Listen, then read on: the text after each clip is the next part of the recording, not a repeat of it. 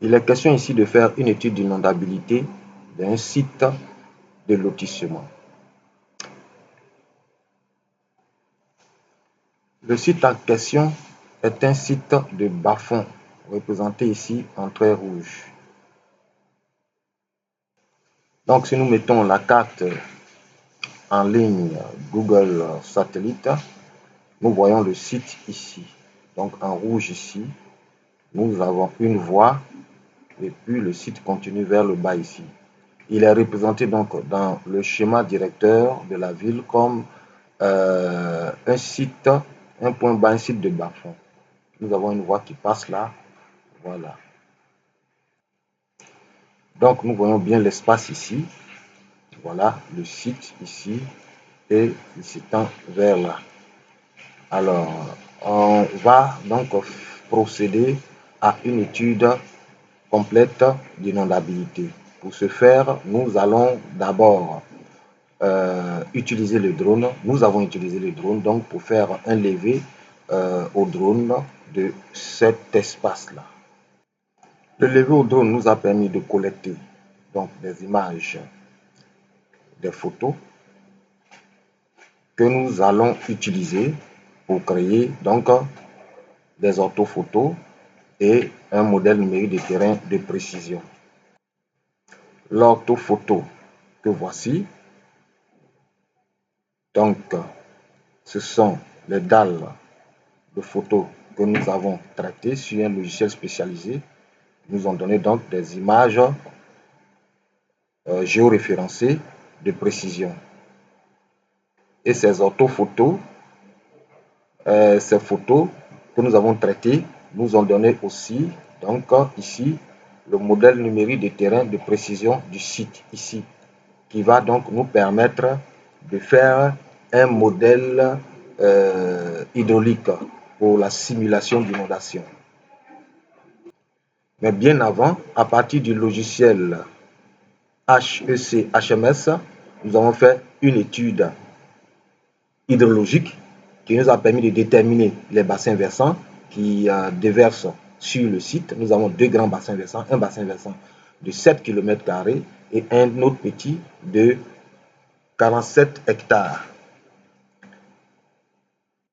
Cette étude donc hydrologique nous a permis de définir donc le réseau hydrographique ici qui est là, et puis donc les limites du bassin versant comme cela a été dit, donc le type de couverture, le type de sol, ainsi de suite, ce sont des éléments qui sont importants.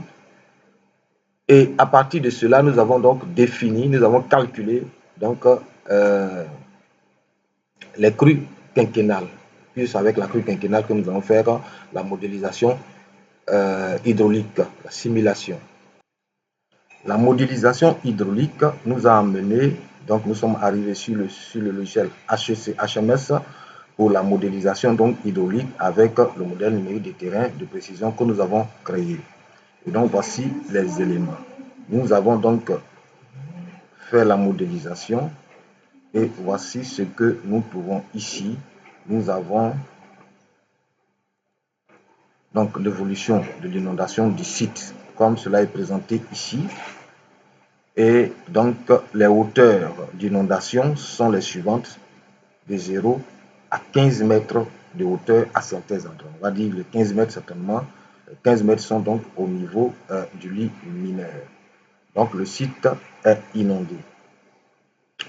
Et ici, en termes aussi de vitesse de crue, nous voyons ici les parties en bleu sont les parties où la vitesse est faible et les parties en rouge sont les parties où la vitesse elle est très forte. Nous constatons donc que nous avons donc le bassin versant ici. Voilà. Nous voyons bien que la plus grande crue vient de ce bassin versant. Donc les plus fortes vitesses, autour de 5 mètres par seconde, sont donc au milieu et puis à certains endroits. Donc c'est une crue. Cette zone, on va dire, elle est très vulnérable à l'inondation. Nous avons donc le niveau d'inondation et les sections d'inondation, profil et section. Donc, à première vue, pour régler cette situation, nous avons donc dimensionné un collecteur, 2 collecteurs dans le site afin de faire transiter cette rue sans inondation. Pour une idée donc de correction. Et donc, nous avons trouvé 2 sections de collecteurs. Donc, l'une pour faire passer une crue de 100. En conclusion, les sites de bas-fonds ne sont pas appropriés pour des projets de lotissement. Même si le besoin de lotissement est grand, il faudrait que les sites de bas-fonds, surtout que nos villes sont vulnérables aujourd'hui à l'inondation, que ces sites soient préservés plutôt pour être des zones donc, végétalisées, des zones d'expansion de crues, et s'il y a lieu, des zones de bassins d'orage, des zones d'expansion de crues, des zones de végétation, que ces sites soient préservés et que les lotissements soient faits en dehors de ces sites-là.